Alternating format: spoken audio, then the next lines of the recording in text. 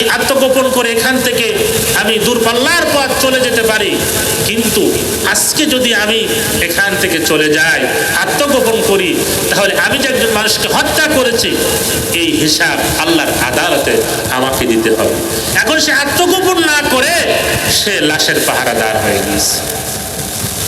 মুসলমান বন্ধুগণ আমার, হাদিসের ভিতরে আসছেন আল্লাহর নবীর সাহাবীর পরিবার যখন সন্ধ্যা হয়ে গিয়েছে, ওই মুরব্বীর দুইটা সন্তান বাবার খোঁজে বেরিয়ে গিয়েছে।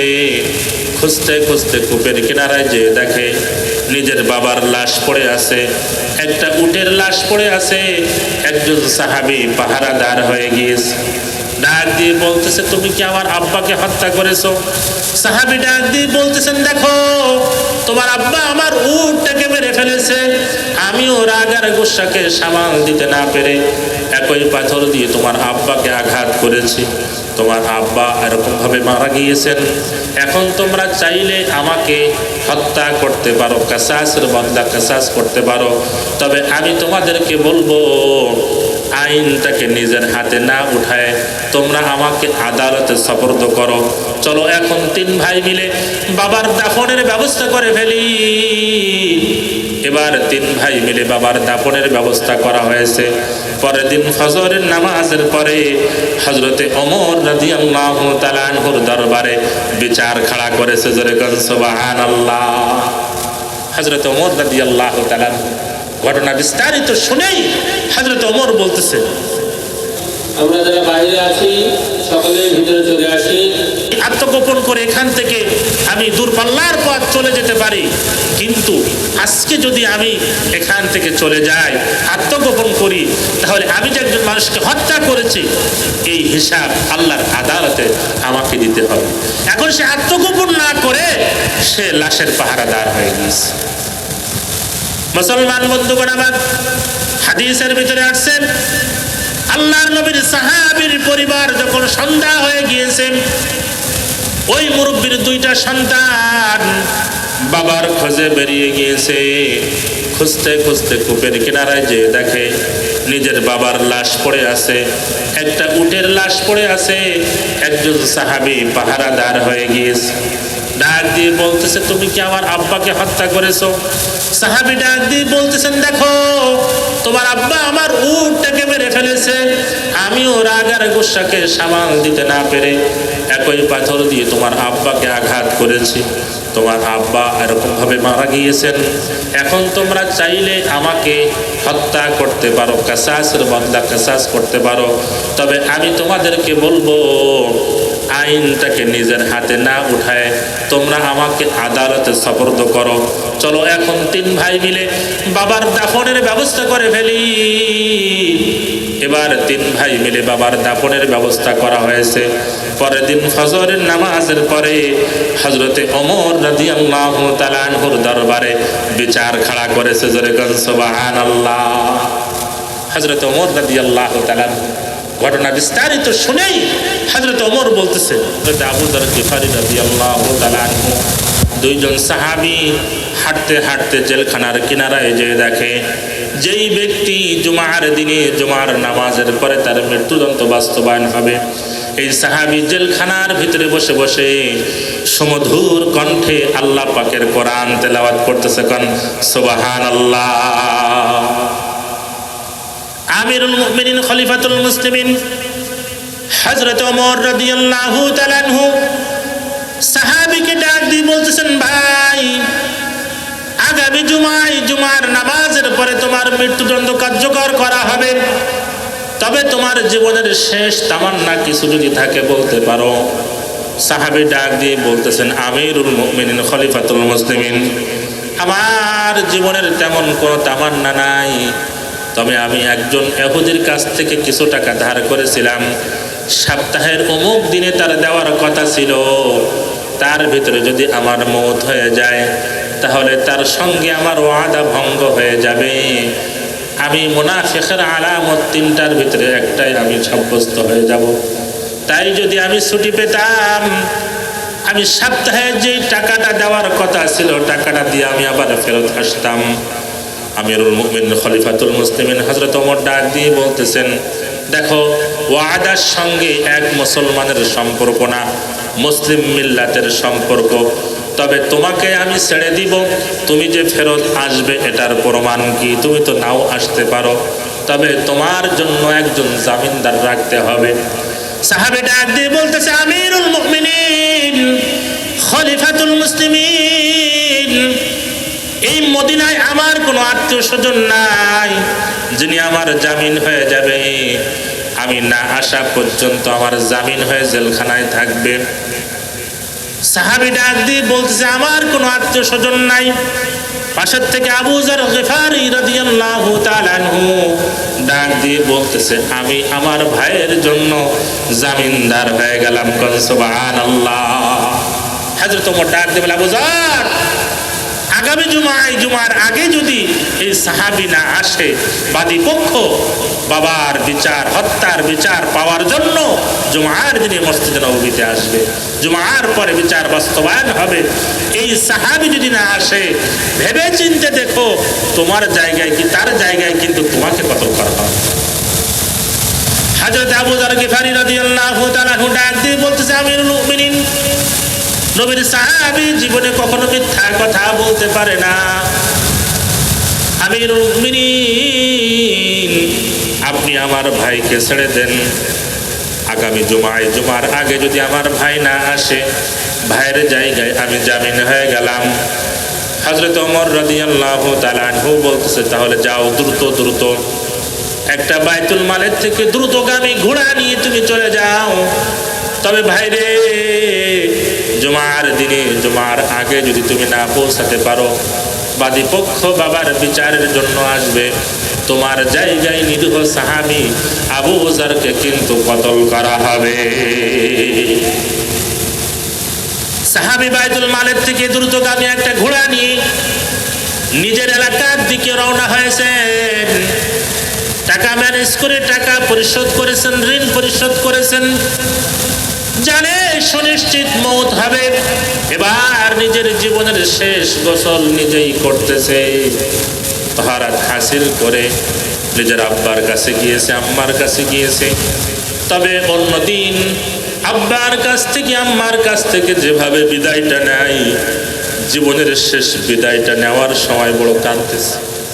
আব্বাকে ডাক দিয়ে বলতেছে, আব্বা জান, জীবনে বাড়ি থেকে যাওয়ার সময় আমি তোমার কাছ থেকে বহুবার বিদায় নিয়েছি, তবে হয়তো বা আর জীবনে আর দেখা হবে না।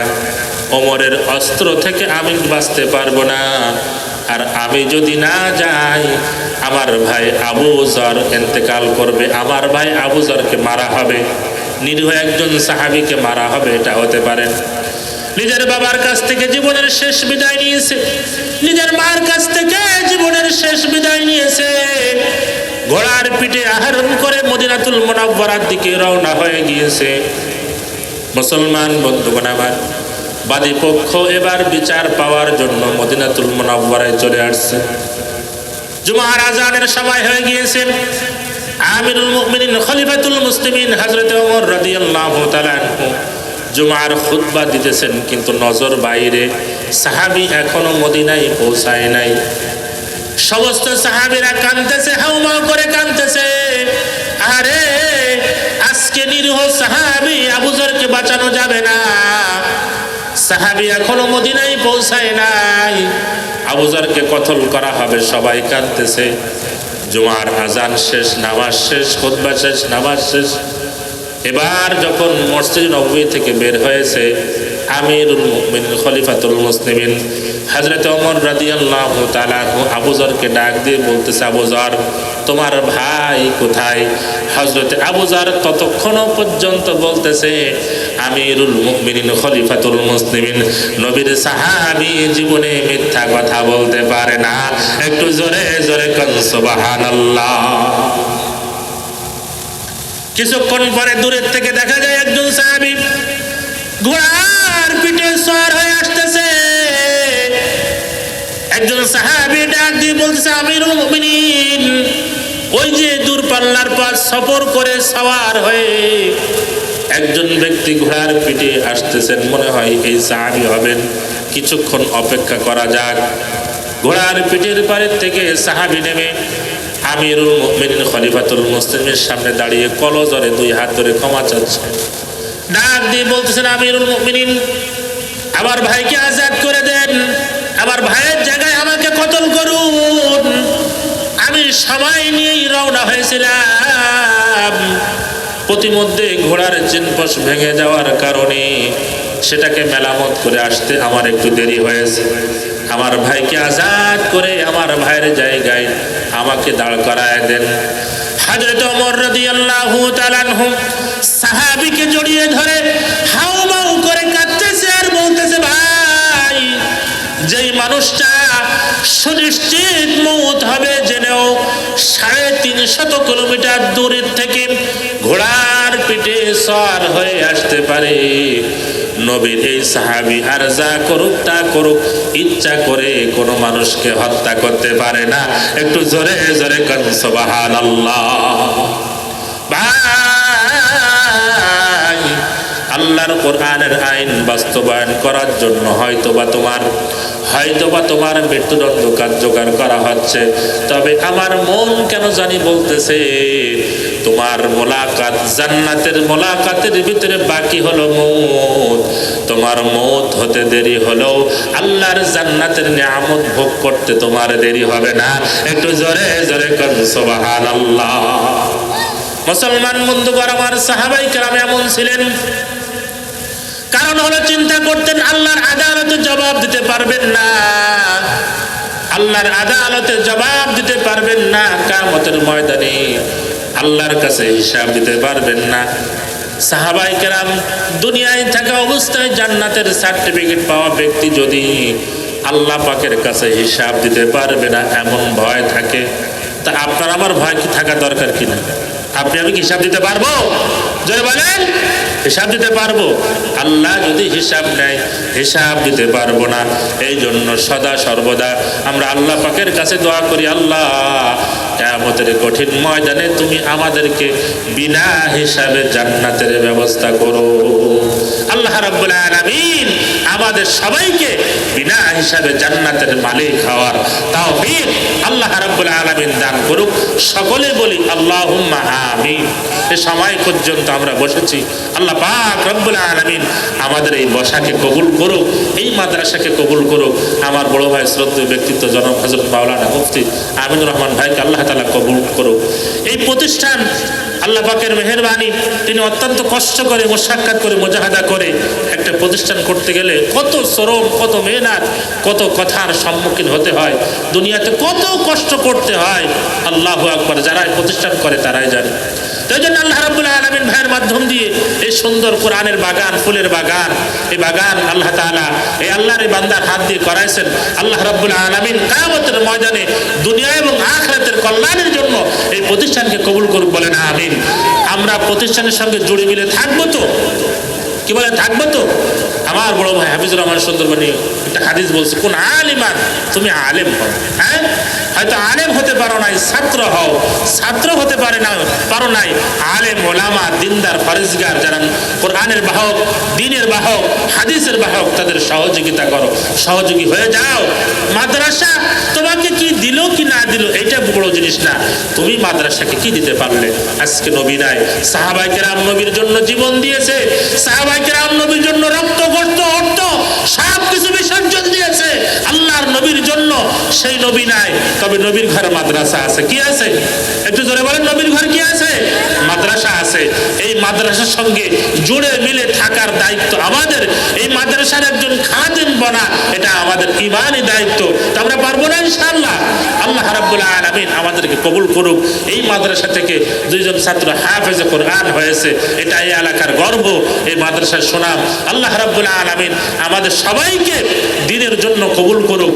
মাদ্রাসার সঙ্গে সার্বিক কাজে আমরা এরকমভাবে সময় দেব, শ্রম দেব, অর্থ দেব, মাদ্রাসার সহযোগী হয়ে যাব, যেন এই মাদ্রাসা যতদিন থাকে এই মাদ্রাসার আসাতিজে কেরাম, ছাত্র উস্তাদ সহ একজন মানুষের জন্য প্রশংসা করে, দোয়া করে, হাত তোলে, কান্নাকাটি করে, এরকম একজন খাদেম যেন আমরা হতে পারি। আল্লাহ তাওফিক দান করুক। নাসরুম মিনাল্লাহি ওয়া ফাতহুন করিম। আসসালামু আলাইকুম ওয়া রাহমাতুল্লাহি ওয়া বারাকাতুহু। আগামী 30 তারিখ মঙ্গলবার اللهم بارك لنا في رجب وشعبان وبلغنا رمضان رب العالمين মহিয়ান গনিয়ান সর্বশক্তিমান দয়ালুতা মেহেরবান আয় আল্লাহ আমরা মুসলিমাই কিছু গুনাহগার বান্দা গুনার বোঝা মাথায় নিয়ে আয় আল্লাহ গভীর রাত পর্যন্ত আয় আল্লাহ এই জান্নাতের বাগানের পরিবেশে বসে আছি মেহেরবানি করে আমাদের সকলের জিন্দেগির তামাম গুনাহকে তুমি ক্ষমা করিয়ে দাও রব্বুল আলামিন জানা অজানা ইচ্ছা অনিচ্ছা গোপনে প্রকাশ্য শরীফ বিদআত কুফরি জাহিরি বাতিনি সহ জীবনের যত প্রকার গুনাহ করেছে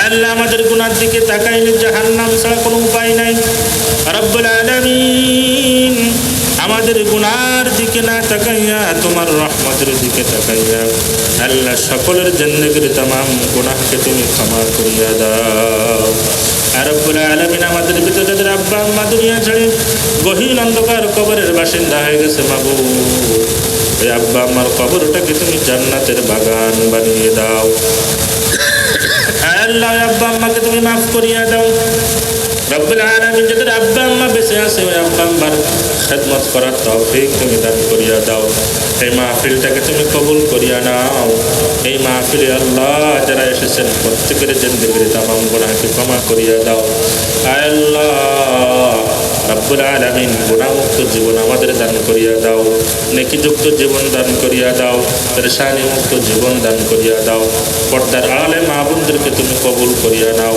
মা বোনদের জিন্দেগির তামাম গুনাহ তুমি ক্ষমা করিয়া দাও রব্বুল আলামিন এই মাদ্রাসাকে তুমি কবুল করিয়া নাও আয় আল্লাহ এই মাদ্রাসার যাবতীয় হাজত তোমার গায়ব খাজানা থেকে পূরণ করিয়া দাও বড় ভাই মুফতি আল্লাহ আমিন রহমান ভাই মাদ্রাসা নিয়ে যে স্বপ্ন লালন করে আল্লাহ তার স্বপ্নগুলিকে আল্লাহ বাস্তবে রূপ নেয় সেই তৌফিক তুমি দান করিয়া দাও আল্লাহ এটা ইলমের মার্কাজ হিসেবে তুমি কবুল করিয়া নাও রব্বুল আলামিন এই মাদ্রাসা মসজিদের সঙ্গে যারা অর্থ দিয়ে শ্রম দিয়ে ছাত্র লজেন দিয়ে বিভিন্নভাবে সাহায্য সহযোগিতা করতেছে আল্লাহ তাদেরকে তুমি কবুল করিয়া নাও আল্লাহ আজকে যার জায়গায় মাহফিলের ইন্তজাম করা হয়েছে আল্লাহ তার পরিবারে অনেকে দুনিয়ার থেকে চির বিদায় নিয়ে চলে গিয়েছে আল্লাহ কিছুক্ষণ আগেও তার একজন আহাল দুনিয়া ছেড়ে চলে গিয়েছে রব্বুল আলামিন আল্লাহ তাদের কবরটাকে তুমি জান্নাতের বাগান বানিয়ে দাও আয় আল্লাহ জিন্দেগির तमाम গুনাহকে তুমি ক্ষমা করিয়া দাও রব্বুল আলামিন দিনের সঙ্গে ভাবে আল্লাহ ইহসান করতে পারে দিনের সঙ্গে জুড়ে মেলে থাকতে পারে সেই তৌফিক দান করিয়া দাও রব্বুল আলামিন এই এলাকায় শান্তি রহমত বর্ষিত করো আল্লাহ এই মাদ্রাসায় ছাত্র ছাত্রী আল্লাহ আসলে কেরাম সহ যারা আছে ইলমের তালিম তরবিয়ত দিচ্ছেন সবাইকে তুমি দিনের জন্য কবুল করিয়া নাও আল্লাহ মহিলা মাদ্রাসায় আল্লাহ মাহবুবদেরকে তুমি কবুল করিয়া নাও জিন্দেগির तमाम গুনাহকে তুমি ক্ষমা করিয়া দাও আল্লাহ এই মসজিদের সামনে পিছে ডাইনে ভাবে এই এলাকাতে যত কবরবাসী আছে প্রত্যেকটা কবরবাসীর কবরটাকে তুমি জান্নাতের বাগান বানিয়ে দাও আল্লাহ আজকে আমাদের বাসাকে তুমি কবুল করিয়া নাও এই মাহফিলের জন্য যারা অর্থ দিয়ে শ্রম দিয়ে আল্লাহ সাহায্য সহযোগিতা করেছে কিয়ামতের কঠিন মুসিবতের দিনে আল্লাহ এই দানগুলো তাদের নাজাতের ওসিলা হয় সেই তৌফিক তুমি দান করিয়া দাও সুবহান রাব্বিকা রাব্বিল ইজ্জাতি আম্মা ইয়াসিফুন ওয়া সালামুন আলাল মুরসালিন والحمد لله رب العالمين واجعل آخر كلامي عند الموت لا إله إلا الله محمد رسول الله